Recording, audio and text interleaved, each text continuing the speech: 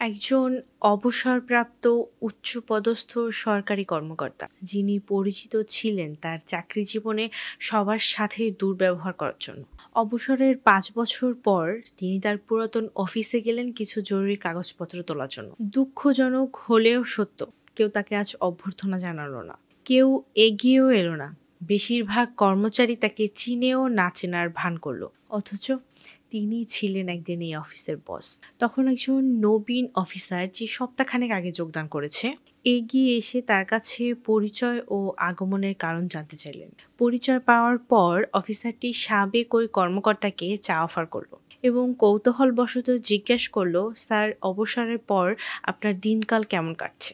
অবসরপ্রাপ্ত কর্মকর্তা একটি দীর্ঘ নিঃশ্বাস গোপন করে বললেন, প্রথম কিছুদিন খুব খারাপ লাগছিল, কষ্ট হচ্ছিল নতুন পরিবেশের সাথে নিজেকে মানিয়ে নিতে। এখন আমি বুঝতে শিখেছি, দাবা খেলা শেষে রাজা এবং সৈনিকদের একই বক্সে রাখা হয়। পদমর্যাদা, বংশপরিচয়, উপাধি, পদবি, শান, শওকত এসবই অস্থায়ী।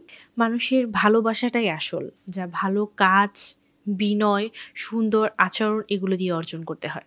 কিন্তু দুঃখের বিষয় হলো এই যে এগুলোর কিছুই আমি এখনো অর্জন করতে পারিনি। এখন এই গল্প থেকে আমরা কি শিখতে পাই?